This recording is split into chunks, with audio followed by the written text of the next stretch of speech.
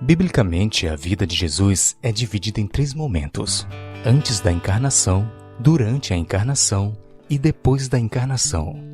No meio cristão existe um debate em torno da pergunta: antes da encarnação, Jesus sempre existiu ou foi criado em algum momento? Muito dessa discussão passa por um interessante texto bíblico que está em Colossenses capítulo 1, verso 15. Este é a imagem do Deus invisível, o primogênito de toda a criação. Baseado neste texto, muitos afirmam que Jesus foi o primeiro ser criado por Deus.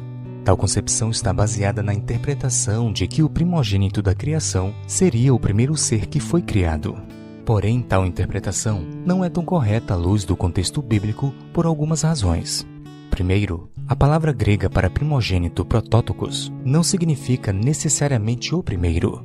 Ela tem outro significado, e nem sempre ela se refere a alguém que nasceu primeiro. Um exemplo claro disso é o rei Davi, que no Salmo 89 é chamado de primogênito, embora fosse o filho mais novo da família. Para se entender melhor este assunto, é importante destacar que no contexto hebraico, a primogenitura estava associada ao filho mais importante da família, e não necessariamente o primeiro. Assim, Davi foi considerado o primogênito, pois, embora não tenha sido o primeiro a nascer, foi o filho mais importante de sua linhagem. Então, voltando ao texto bíblico, quando se afirma que Jesus foi o primogênito da criação, não quer dizer que ele foi o primeiro a ser criado, mas que na obra da criação, ele foi o ser mais importante. Esta interpretação é sustentada pelo verso seguinte.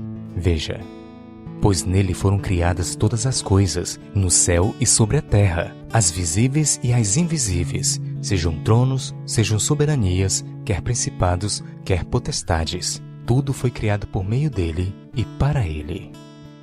A palavra, pois, é a explicação da razão de Jesus ser chamado de primogênito.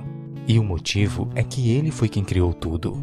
Assim, o texto não está falando que ele foi criado, mas que ele foi quem criou. O mesmo princípio pode ser aplicado ao verso 18 deste mesmo capítulo, o qual declara que Cristo é o primogênito dentre os mortos. Claro que ninguém acreditaria que Jesus foi o primeiro a morrer. Isso porque a palavra primogênito aqui, novamente, não está se referindo ao primeiro, mas ao mais importante. Sem dúvida, a morte de Cristo foi a mais importante que aconteceu no universo. No contexto da criação, Cristo é o mais importante, porque ele foi o agente da criação. Ele que falou, haja luz, e ele foi quem tocou no barro para criar o ser humano. Atestando a eternidade de Jesus, Paulo conclui no verso 17.